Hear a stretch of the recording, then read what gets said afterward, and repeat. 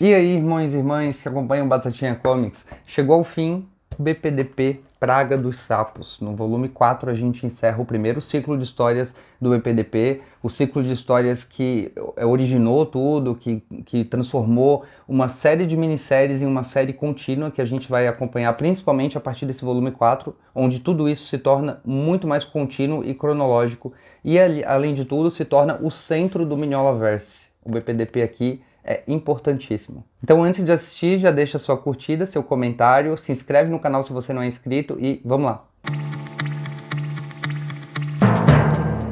Bom, aqui no volume 4 a gente tem novamente a junção de 3 encadernados originais que saíram em capa cartão lá nos Estados Unidos e aqui juntos nesse mais grossinho, também lançado no Brasil pela Mitos da mesma forma, que está aqui.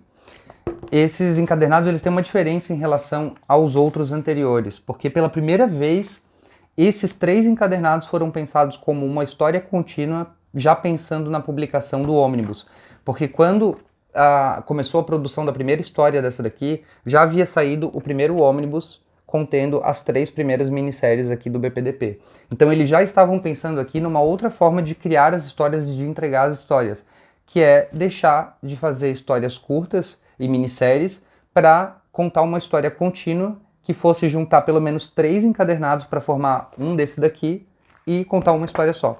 E isso faz uma diferença grande aqui, porque a gente começa a ver o BPDP de uma forma muito mais cronológica, muito mais como uma série contínua, sem interrupções. Tudo bem que tem cada história, né, das 3 serve como uma quebra de capítulo, mas a gente tem uma linha contínua mais forte aqui do que a gente tinha nos outros encadernados. E a gente começa com a história O Aviso, The Warning, que entra mais a fundo nas questões da Liz Sherman com a pessoa que ela fica vendo nos sonhos dela. Ela vê este homem aqui, ó, que é um estilo meio Fu Manchu. Inclusive nos extras eles falam que quando eles ainda não sabiam quem era esse personagem, chamavam ele de Fu Manchu. Mas aqui o nome dele é Menansá. E no passado ele era um outro personagem chamado Martin Gilfrid. Aqui a gente vai finalmente entender o que esse cara tá fazendo com a Liz, por que ele fica aparecendo nos sonhos dela, o que é tudo isso que ele traz de informação para ela, principalmente sobre o fim do mundo e sobre o papel dela no fim do mundo. Vai ter até uma visão bem interessante aqui do futuro do BPDP e do futuro do mundo, que eu acho que é algo que vai se concretizar lá no Inferno na Terra, bem mais pra frente, mas aqui a gente já tem digamos assim, um teaser, um sneak peek. E nessa primeira história, a gente, na verdade, descobre quem é esse personagem através da Panya, a múmia que apareceu no volume anterior.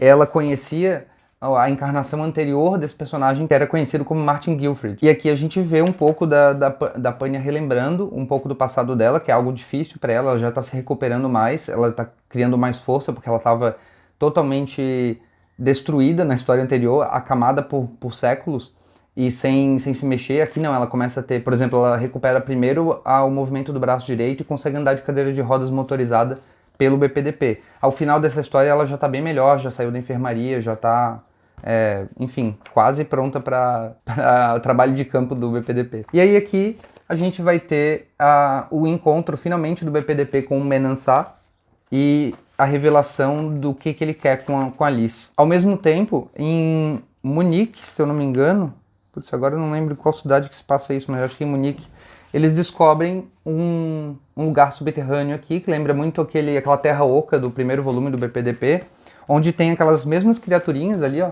dá pra ver ali embaixo, aquelas mesmas criaturinhas trabalhando para criar essas coisas robóticas que a gente está vendo aqui e que acabam destruindo praticamente toda a cidade.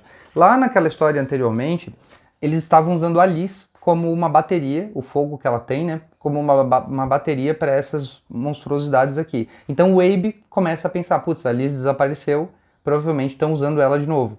E eles vão atrás do que seria a bateria dessas criaturas embaixo da terra. Não é a Liz que eles estão usando dessa vez, aqui, ó. Não é a Liz, mas o Abe consegue deter justamente pensando indo nessa lógica aí da bateria. Tem cenas bem massa velho nessa história aqui, como por exemplo o Johan possuindo um desses dragões gigantes aqui, ó. Parece um dragão de Komodo isso aqui. Ele usa o ectoplasma dele para possuir um desses monstros e lutar contra os outros, uma batalha de kaiju dentro da Terra. E a gente tem também cenas bem emocionantes envolvendo o Roger, porque ele passa pelo antigo bairro dele, que agora foi todo e completamente destruído por essas criaturas, e ele vê as almas das pessoas que moravam lá, e isso afeta ele bastante. Depois disso a gente vai para a segunda história, que é The Black Goddess, a deusa negra. Nessa história aqui, eles descobrem, investigando a questão do Martin Guilford, eles conseguem associar esse nome com o Lobster Johnson, o Lagosta, o antigo herói dos anos 30, que nem se sabe direito se ele era de verdade ou não aqui nesse presente, né? E se ele era de verdade, não se sabe exatamente o que ele fez, o que ele fazia. Ele realmente é uma espécie de mito, mas ele existiu, claro. A gente tem as histórias do Lobster Johnson ali nos ônibus, e aqui a gente vê como estão as instalações do Lobster Johnson nesse presente do BPDP, e tem bastante participação dele, porque o Menansá acaba sendo lá nas histórias do Lobster Johnson, um vilão dele. Eles se enfrentam, e o fantasma do Lagosta ainda quer enfrentar o que sobrou do Menansá, e quer ajudar a acabar com ele. Então a gente tem participação do fantasma do Lagosta Johnson aqui, enquanto o Menansá tá lá ainda com a Alice sequestrada e planejando, montando assim a trama dele pro papel da Liz no futuro que está por vir, né? Eles encontram onde eles estão, num lugar bem interessante, assim, parece meio um templo na Sibéria. Ó, eles têm que subir uma escadaria gigantesca num lugar todo de gelo, para depois dessa muralha encontrar aquele local ali, aquele templo que eu mostrei agorinha. Enquanto isso, o Menansá tá preparando a Liz Sherman para uma batalha que está por vir, e essa batalha ocorre, que é os sapos retornam, a praga dos sapos retorna aqui, e ela vai contra o Menansá, ela quer destruir ali aquele templo e batalhar contra o Menansá, o que deixa o Abe e outros personagens meio ressabiados, assim, tipo, se o que a gente está enfrentando, o nosso inimigo está enfrentando esse cara, será que esse cara é realmente o nosso inimigo, ou ele está falando a verdade, e o que ele está fazendo com a Liz está preparando a gente para sobrevivência, para, enfim, contra os sapos. E além disso, o Menansá fala também que o Abe Sapien terá uma participação muito grande no futuro que está por vir, que não é uma coincidência os sapos e eles serem parecidos, né, serem anfíbios. O fato é que ele diz aqui que o Abe Sapien é a evolução do ser humano, a evolução do que o humano vai precisar virar para sobreviver ao mundo que está por vir. E isso faz com que o BPDP, os agentes que trabalham com o Abe, comecem a ter desconfiança do Abe, não conseguem mais trabalhar com ele, não conseguem mais confiar nele e ficar perto dele, começam a temer o Abe.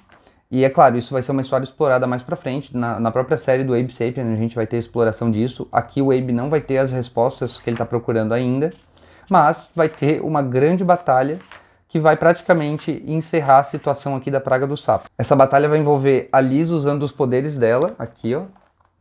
Aqui ela usa os poderes dela para invocar de dentro de um sapo um baita de um dragão.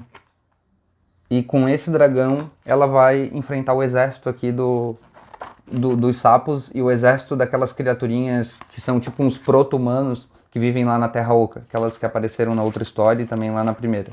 E aí a gente tem uma batalha de kaiju gigantesca aqui, um negócio apocalíptico, realmente destruição total. Ó, é muito legal essas páginas duplas aqui, eles realmente mostram a escala da situação toda. E por fim a gente tem o encerramento da história do Martin Guilford, do Menansá, que já vem há muito tempo sendo construída envolvendo a Liz Sherman, e termina aqui com o fantasma do Lobster aparecendo, já deixando a deixa aqui, né, pro King of Fear, que é o Rei do Medo, a próxima história desse encadernado, que é não só a próxima história, mas o derradeiro fim da Praga dos Sapos, o fim dessa história que está contada nesses 3 encadernados e o fim de todas as histórias que vêm sendo contadas até aqui. Não é o fim do BPDP, é claro, mas é o fim desse ciclo. Aqui o BPDP deixa de ser uma agência dos Estados Unidos para se tornar uma agência das Nações Unidas, se torna uma agência internacional, porque as Nações Unidas percebem a necessidade do BPDP frente ao que a humanidade está enfrentando agora, que são essas monstruosidades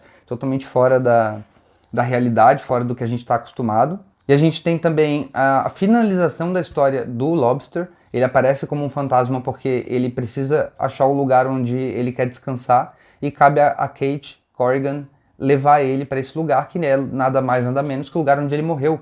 o castelo do Verme Vencedor, o 6º volume aqui das edições vermelhinhas do Hellboy, que eu já falei aqui no canal. A Kate vai levar o fantasma dele pra lá, para que ele possa, enfim, encontrar alguma paz ou encontrar algum propósito. Enquanto isso, a gente tem o retorno desse personagem aqui, ó, que é aquele da Terra Oca, e de novo as maquinações dele aqui, construindo aquelas paradas esquisitas com aquele exército de proto-humanos, ó, as máquinas ali, as máquinas começaram a evoluir e começaram a ser um misto biomecânico, né? Tem um pouco de máquina e um pouco de ser vivo. Só que acontece que ele não vai ser o único inimigo que eles vão ter que enfrentar aqui para encerrar esse ciclo dos sapos. Ninguém mais, ninguém menos que o Chama Negra aqui, ó, o Black Flame. Ele sobreviveu ao último encontro, aquele último encontro que envolveu a morte do Roger no volume 2. Ele sobreviveu e aqui eles vão ter a batalha final contra os sapos, contra o Chama Negra e contra esse carinha que é o proto-humano. Eu não sei o que é aquele cara ali, até agora ainda não descobri, mas eu acho que uma hora vai ter mais revelações sobre ele, até porque a gente tem histórias aqui mais pra frente que vão falar mais sobre a Hiperbórea, que é de onde vem a tecnologia, as coisas que esses proto-humanos que vivem embaixo da Terra utilizam. E enfim, com o fim do Chama Negra e com o fim dos sapos, da ameaça dos sapos, encerra-se o ciclo Praga dos Sapos, mas a história do BPDP continua em Inferno na Terra.